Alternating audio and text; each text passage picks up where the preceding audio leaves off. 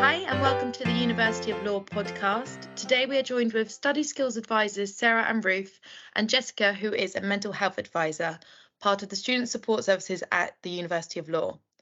They will be sharing advice on how to manage stress when studying and throughout the exam season. Thanks, Bronwyn. Thank you. We're part of the study skills team and the mental health team. So I'm Ruth, and I'm one of the study skills advisors here at the University of Law. And I'm also here with my colleague on that team, Sarah. Hello, my name's Sarah Hall. I'm the manager of the study skills team at the University of Law. And the third one of us is Jess. Hi, thanks guys. Yeah, my name's Jessica. I am a mental health advisor at the University of Law. My role is primarily kind of focusing on supporting students with their mental health. And I think we all sort of work with students, and we see students who are experiencing stress in different ways, don't we? Although our roles are slightly different, we all work with students who are experiencing stress and anxiety. And I think especially around exam time, isn't it? Absolutely, yeah. So why do you guys think it's important to manage stress? Because some people argue that stress is quite useful in the run up to exams because it gives you that kind of adrenaline buzz and it actually pressurizes you into getting down to some serious revision. But there are some problems with it as well, aren't there? Yeah, so definitely thinking from a mental health perspective, the impact that stress can kind of have on you both physically and mentally cannot be ignored. I think some of those physical symptoms can be things to do with anxiety, fatigue, exhaustion. These are the kind of impact that that stress can have on the body. But like I say, on top of that, you've also got the mental strain. So that's feeling, it can cause you to feel quite low in mood, maybe lack motivation to kind of do the things you want to do because you're feeling so stressed and so overwhelmed. So it's really kind of important to manage stress, and if possible in a preventative way. I think, trying to recognize what your triggers for stress are and combat that early, before you get to the point that you feel you need to shut down and can't do any work because you're feeling so stressed. Absolutely. Yeah. I mean, I was going to say, I agree completely, Jess. I think that sometimes there is this view that it can be good for us, but certainly, what we know now from research is absolutely that, it can cause very, very significant sort of physical and psychological impacts and things. So I think absolutely understanding what it feels like to each person is really, really important, because I think it impacts people quite differently. I think anxiety and stress affects everybody differently. So one of the things is about understanding how it affects you individually and as you said, preventatively. So building up those sort of sustainable habits, with the emphasis on sustainable, rather than I can manage this for a week and then crash sort of thing. So what would you say are some of the common symptoms of stress then? How do people know if that stress is actually building up and having a negative impact on them? So I think there's, I guess that kind of comes back to what I was mentioning there, about that sort of physical and mental toll, is that there's those those two compartments to it, if you will. So I think kind of recognizing when you're maybe just not feeling yourself, and that sounds really easy to do, but actually it's harder than it sounds. When you've got a lot on your mind. So just trying to take some time to become in tune with your emotions and how you feel, and learning what some of those triggers are. So for example, I mean, a perfect example is exam season. If it's kind of in the lead up to that, and historically you've maybe been someone who gets very stressed, anxious and overwhelmed during exam periods, I think it's really important to try and recognise that before the exam period starts, so that you can start implementing some of those things that I'm sure we'll go on to talk about, that might help you and and benefit you. But certainly, yeah, just definitely being aware of when you're feeling burnt out, when you're feeling exhausted, and also I think one of the biggest things that I always recommend people to do is reflection. So looking back at, maybe not ruminating on times that you've struggled, but actually looking back at times that you've struggled, and looking at that and saying, and reflecting and saying, well, what caused that? What contributed to that stress? Because as you mentioned, Ruth, it affects everybody differently. It's almost like a spectrum. Some people are on one side of that spectrum and other people on the other side of that spectrum, in terms of how easily they get overwhelmed and stressed. So really getting to know yourself on that level is really important. And that's where you can kind of find some of those techniques and strategies to help try and manage that. Yeah, that's interesting that you mentioned sort of feeling exhausted and feeling burnt out. I mean, I think for me personally, stress often manifests itself in the opposite way. So I tend to kind of get very agitated. I get upset very easily. I sort of fly off the rail really easily. You know, I start getting very agitated. And when I'm in that kind of frame of mind, I can't focus. I can't concentrate. And I just don't know where to begin or where to start, and it's an absolutely horrible feeling. I don't know about you, Ruth, how it makes you feel. I think I mean, yeah, just picking up on what both of you have said, I think it's that kind of embodiment, isn't it? It's understanding what's going on inside you, in you know, physically, mentally, and you know, it's understanding what those physical signs are, what those emotional signs are, and even in your thoughts and behaviors, because I think that's something else to be in tune with, isn't it? But certainly, in the past, I would find that but this took me a while to realize that actually, when I was anxious, I would get quite easily angry. I would get sort of easily irritated, but not necessarily recognize that was out because I was anxious. So I think that's what I mean about understanding. How do you know? Sometimes something that I often ask students is, how do you know when you're anxious? How do you know when you're stressed? What does that feel like for you, psychologically, physically, in your thoughts? You know, do you do anything when you're stressed? Because we all have habits, don't we? And there's certain things that we might fall back on when we're stressed as well.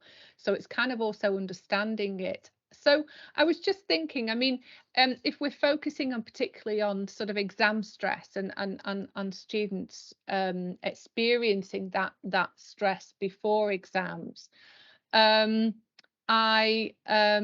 was thinking, you know, what are the sort of things that students can do? And we have mentioned understanding what anxiety feels, so recognizing and understanding. We talk a lot on the study skills team about revision planning and sort of planning for that in terms of being very focused about revision. So Sarah, what are some of the things that we would recommend for students in terms of revision planning? I think for me, certainly, I think sort of going into the exam, feeling as prepared as possible was really, really important. So I think the key to that is getting started early. So I would recommend, first of all, be very aware when your assessments are, and then you can plan back from that. And obviously, it's quite difficult to create time when you're having to prepare for workshops, you're studying at the same time as revising, because certainly at the University of Law, there isn't really much of a break between the end of teaching and the assessments. So I think that early start and creating an effective study schedule is absolutely key. You need to make sure, really importantly, and it seems a bit counterintuitive, that you actually schedule in a decent amount of time off for you to do the things that you enjoy doing and get some rest and relaxation. There's this temptation to kind of study like mad for 12 hours a day, but actually that is not going to do yourself or anybody else around you any good. So I think that's really important. I don't know what you two think. Yeah, so I completely agree with you there, say that. And I think coming in from a mental health perspective, kind of goes along with what you've said there. I think things that are really important to do is some of those strategies and some of those techniques that, for example, I might recommend for generalized anxiety, or things like that, actually implementing that in the same way that you would for stress. So, for example, thinking about self-care, ensuring that you're kind of adopting really important kind of self-care strategies. For some people that looks like exercise, and that looks like, you know, very specific sort of maybe meditation and mindfulness, and relaxation. For other people who maybe have struggle with kind of time management and to find the time to implement those self-care things, it might be minor things like just taking that walk, taking that rest break when you need it. And again, these sound like such simple things, but I think when you're really heightened with stress and anxiety, these things just get pushed to the back burner, and we don't focus on them as much. So it's really important to continue to implement self-care. And also, I think something, you know, and it's something that I've recommended students a lot, is what we call grounding techniques. And then those are actually kind of techniques that are adopted in therapies used for things like generalized anxiety, phobias, and things like that. But essentially what they're doing is they're just helping you to ground you in the moment, stay present, and to be able to give your brain that little bit of time so that you can move past that sort of period of anxiety. So for example, a really kind of common one that some people find helpful is getting in touch with your senses. So that's kind of naming something you can see, naming something you can smell, naming something you can touch, naming something that you can see, and kind of going through all the senses like that, taking a few minutes to do that. Again, it grounds you, it helps you feel a little bit more present and in the moment, and helps you kind of move on. So definitely kind of for anybody that's wanting to kind of research maybe some new strategies or techniques, definitely looking into grounding techniques and techniques that are associated with what I would call emotional dysregulation, because essentially when we're stressed and we're anxious, as we've mentioned, we can become emotionally dysregulated and feel really out of control with our emotions. So yeah, trying to adopt some strategies that really help you stay present and help you kind of reflect on that anxiety. Because I think as well, when it comes to stress and anxiety, it is fight or flight response. It is a natural bodily response, and it is our body's natural response to fear.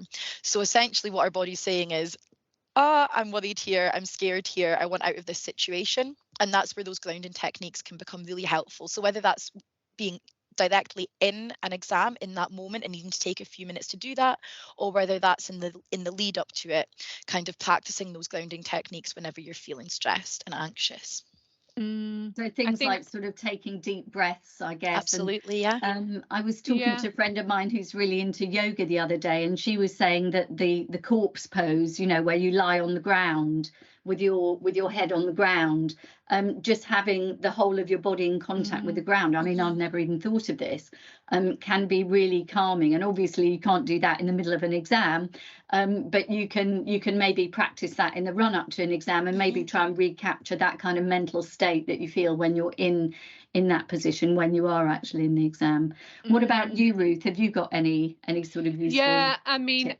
I think bringing yourself back to the present, because I think what anxiety often does, as Jess has mentioned, is it drags you back or it pulls you forwards. It stops you from being present. So either you're thinking about, it drags you back to sort of past events where you're thinking, oh, so for example, in an exam setting, that might be, well, I failed my mock, so what if the same happens? Or that went wrong last time I was in an exam, so is it going to happen again? So it drags you back, but it also pulls you forward. So you're thinking, well, what if this happens? What if that happens? You know, what it doesn't do is allow you to be present. And I think that's why those techniques that Jess was just running through are so important to have up your sleeve and ready for when you go into the exam. And you know what? It's not one size fits all like anything else. What works for one person doesn't work for someone else. So it really is about experimenting, I think, in the lead up to your exams, you know, with what works for you, whether it's a yoga pose, whether it's breathing techniques, whether it's, you know, And I think just thinking about your thoughts, it's really, exams can be stressful, and those moments where everything freezes. And I think sometimes in the first instance, we're not immediately able to make ourselves feel better. But I think what we can do sometimes is stop it getting worse. We can say, okay, I'm not going to make this worse. And I think what you were describing, Jess, about the sort of re-regulation techniques, just recalibrating, sometimes I call it, where you're just taking a breath and just going, what, I'm doing my best here, wait a minute. And it's that kind of, it's self-compassion as well, isn't it? Absolutely. As well. And very much, I'm doing the best for me, and that may be different from the best for somebody else. And I think this is another trap that a lot of people fall into, which causes them anxiety, is this constantly comparing ourselves with other people. Compare and despair. Absolutely, because we're all unique individuals, and we all react differently to things, and we all have different ways of dealing with things. What works for one person may not work for another. But I think sort of trying to cultivate as much positivity as possible is also really important. It's very easy to get kind of dragged into this catastrophizing sort of cycle that Ruth was mentioning there, where you start thinking about everything that has gone wrong and could go wrong, instead of trying to focus on all the reasons why things could go right, and just bigging yourself up. There's no reason why you shouldn't do very well in this exam. It's being the best that you can be, and going into it very much with that attitude, I think. Sorry, go on. No, I was just going to say, actually, just on the back of what you said there, Seda, something that I know can be quite helpful is to think of those thoughts, to separate yourself from them, is to kind of think of them as negative automatic thoughts. And what I mean by that is, rather than seeing them as maybe fact, or seeing them as, that is absolutely the case, and this catastrophizing thought I'm having, it's absolutely true, and I'm never going to get around this, and it is the case. Actually seeing it as a negative thought that comes into your mind automatically, that you've not actually put much thought behind, and there's not much rationale to it.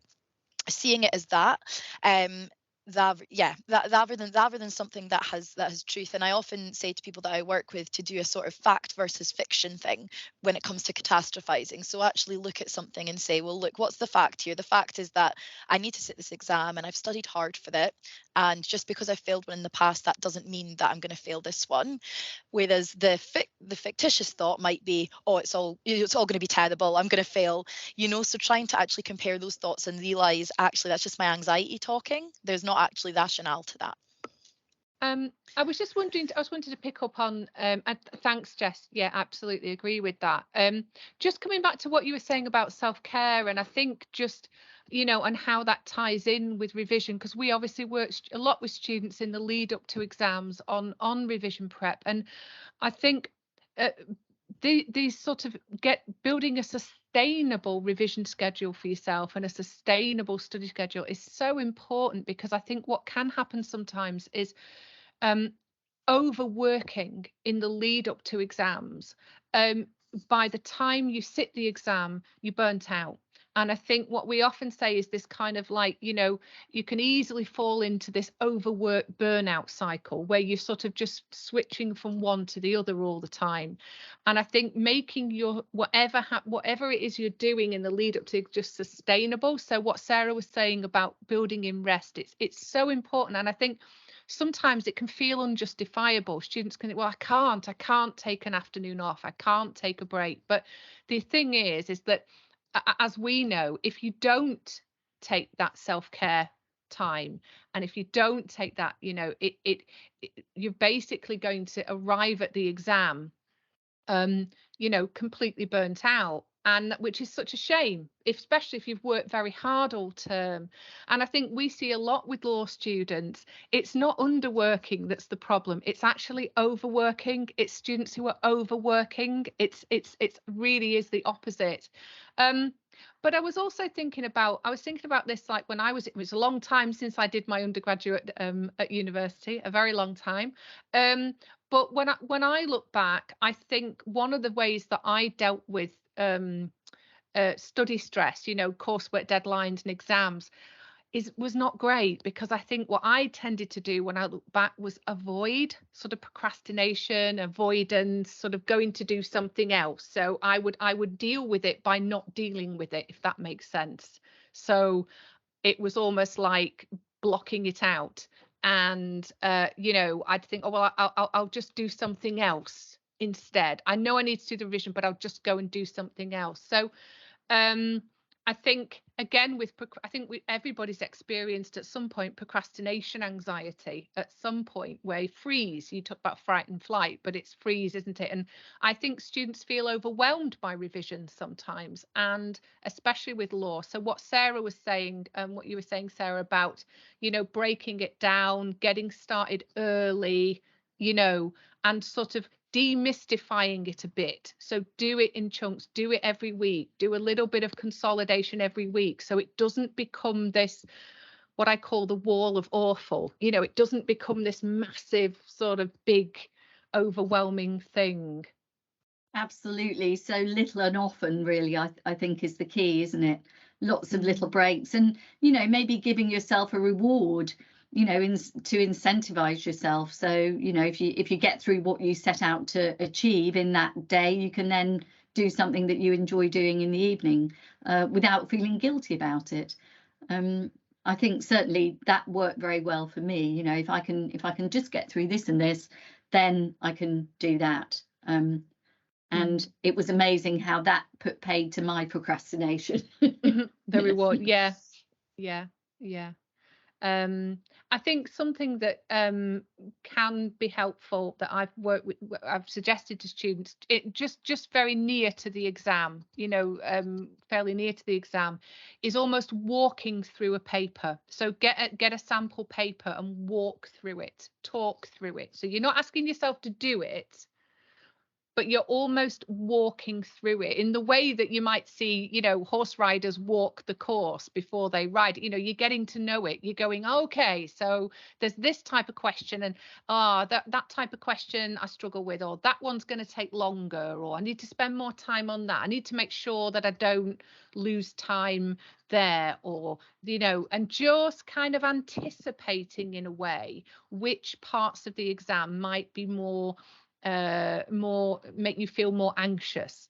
And I think looking at a paper in the right way without pressure can often just demystify it a bit. And actually, if you're able to talk yourself through a few questions without demanding that you write them all, a lot of the time students go, oh, actually, I'm okay with that. I thought I'd be, and it just sort of stops it from being very, very scary. So it's almost sometimes like walking and talking yourself through, and visualizing as well can be good. Visualize yourself opening that paper. What's on your desk? Have you got water, snacks? Just kind of visualize yourself through it. I think sometimes that can be helpful beforehand. Absolutely, because I think the more familiar you are with all the processes and the question types and the whole shebang, the more comfortable you then feel when you're in that situation for real, don't you?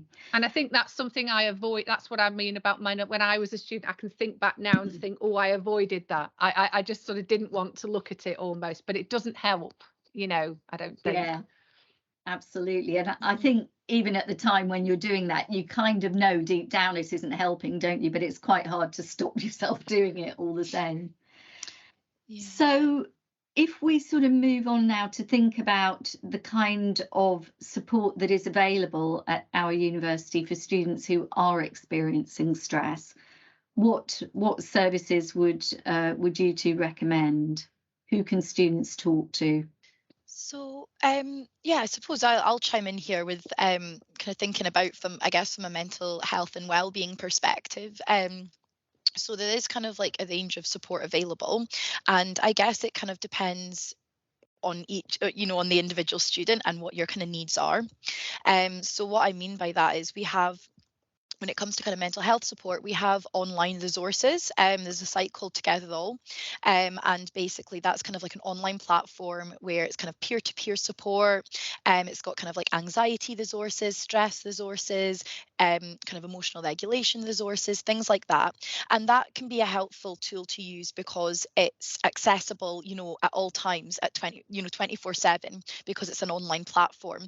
And we know that kind of during exam season, but also just, for students in general, time is scarce when you're really busy. So that's quite a good kind of resource to use. Like I say, that's called Together All.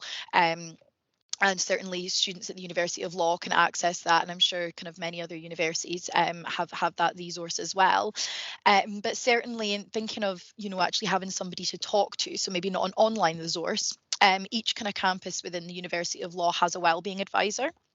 And students can kind of basically email that their campus's wellbeing advisor, who will kind of, maybe meet with you or discuss with you over email.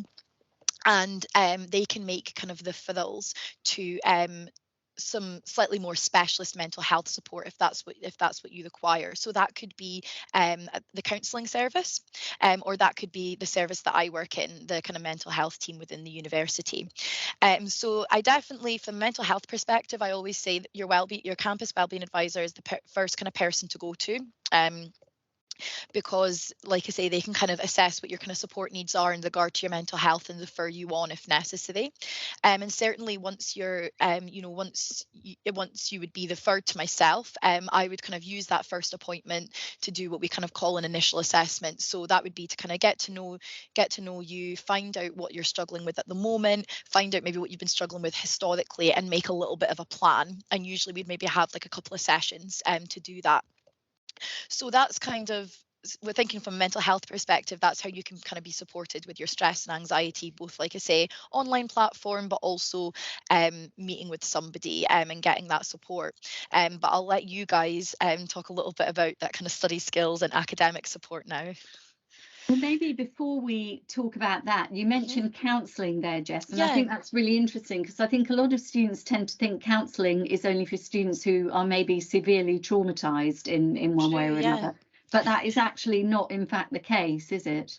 No, that's a really good point, actually. And I think in general, reaching out for mental health support can be difficult, especially if you're somebody who's maybe been quite a high achiever, you've done quite well academically, and you like to power through, and you've got that kind of mentality. But actually, mental health can impact anyone at any time. I mean, negative mental health, sorry, can impact anyone at any time. And there is no, that's part of my job and every other mental health practitioner's job, is to, trying to break down that barrier of like stigma and things that has been historically associated with mental health difficulties. So there's no shame in kind of seeking that help at all. And like you say, to access support from maybe like a counselling service or a mental health advisor service like myself that I work within, yeah, that absolutely, you don't have to be kind of going through crisis or have had, significant trauma. Obviously, if you have had those things, there's support for you in regard to that as well. However, if it is just maybe some generalized anxiety, that feeling of being overwhelmed, still absolutely go and speak to a wellbeing advisor and discuss what your options might be, whether that is counselling or whether they signpost you to maybe external support. So also, thinking about things like going to speak to your GP to think about if there's any treatment options, if actually anxiety and stress has been an ongoing battle for you for some time. So absolutely.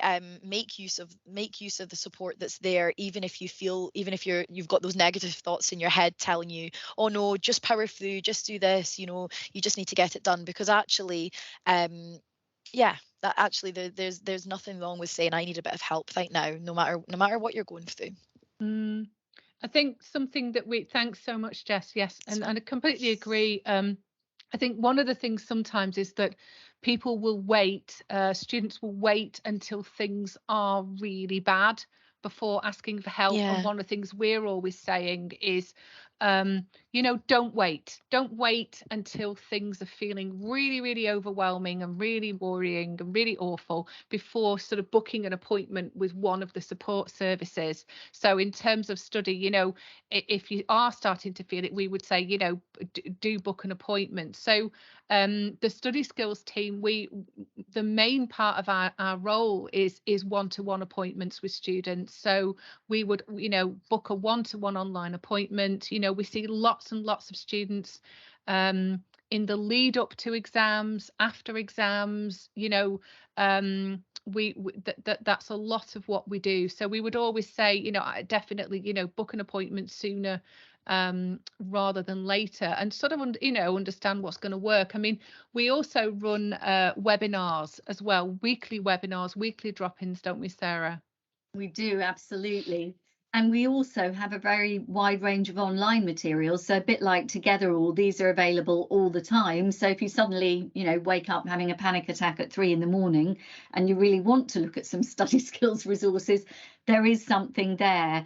There's one of the resources we have, which a lot of students aren't aware of, but I think it can actually be really useful, is something called Bloomsbury Skills for Study, which is interactive study skills modules. There is one focusing specifically on exam skills, and I really like this because it's fun, it's interesting, it's interactive, and it's delivered in little bite-sized chunks, and you can do as much or as little as you like. And probably the best way to approach that resource is to just sort of do 10-15-minute sessions at a time. So if you do feel that you've got a bit of dead time, or you've got some time that isn't really long enough to get stuck into any hefty law revision, but you want to be doing something useful, that's a really good thing to just dip into. You can access it on your phone via Elite, and just spend 10 or 15 minutes getting some exam tips from that. And we've also got our own materials that we've created as well, haven't we, Ruth? Yeah, we run webinars every week on all kinds of things, from reading and note taking, time management. Actually, last week we ran a live webinar for students on managing exam stress. So all kinds of stuff, writing skills, all kinds of stuff. We've got loads and loads of resources as well on that, and drop-ins, so students can just drop in. Literally, it's an hour, and you can just drop in, ask a quick question, speak to somebody. So there is a lot of support, of study support there, but as I said, it really is about accessing. Don't wait. I'm always saying, don't wait until things are feeling really, really bad before sort of contacting somebody. And get in touch with us don't feel sooner. ashamed of asking for help. I think that's absolutely the key thing. We've all needed help at certain times in our life, and it's part of being human, isn't it, really? I think one of the things I hear a lot just is so many students that I speak to, and particularly actually postgraduate students, is they sort of feel, am I the only one? And I say, if I had £1 for every student who said, am I the only one that's struggling with this? And I'm constantly saying, you really aren't. And I think there is a real sense sometimes that people think, well, maybe everyone else is okay. Maybe I'm the only one. Maybe I'm the only one struggling with this. And it really isn't the case. So if you are sitting there thinking, that you might be the only person that's struggling with this, I can tell you, absolutely, you're not. Absolutely not. Yeah, that's a really good point. And actually, just coming back to a point you both kind of made about time and about trying to do things as early as possible. I think something that kind of really comes into that a lot of students might not think about when they first start a course or first join, because you don't have an exam the first week you kind of start a course, so you're maybe that your head's not in that space. But if you are maybe neurodivergent or you have a disability of some kind, if you feel kind of able to do so, it can be so beneficial to disclose that condition as early as possible with perhaps like a disability kind of service within the university, to look at things like reasonable adjustments. And doing that as soon as possible is so important, because what you don't want is to kind of get to maybe like the week of your exam and thinking, well, for example, I have ADHD, I need extra time, or I have significant depression and I struggle with maybe like lacking in motivation, so my study skills are challenge, I have challenges with that, so everything's building up and now I'm really stressed. But actually, if you have a diagnosis of a mental health condition, long-term condition or disability, disclosing that as early as possible to try and seek that support and you know, and get those adjustments in place well before the exam season is really important. Absolutely, because there are adjustments available for your course. It's not just the assessments, is it? So the sooner you do that, the better, really. It can set you up really well for the entirety of your course. Absolutely, yeah. And I'm working in particular with neurodivergent students for study support at the moment, and I think you know it's so important. And there are reasons why people feel they don't want to disclose things, but actually, as you said, Jess, really important, because there is support out there. So I think we've had a really useful discussion on this. I don't know, is there anything that either of you want to add to the discussion? I don't think so. I think we've covered all the ground, really. Yeah, just absolutely echoing what we've discussed kind of throughout this, in that there is no shame in seeking help. It's really important to do so, and just really so important as a student to look after yourself and look after your mental well-being. We completely appreciate, those of us that work in an institution completely appreciate just the strain and the stress that comes along with that. So yeah, seek that help as early as you can if you need it, and that's what we're here for. Absolutely. Thanks so much, both of you. Yeah, thanks guys. Thank you.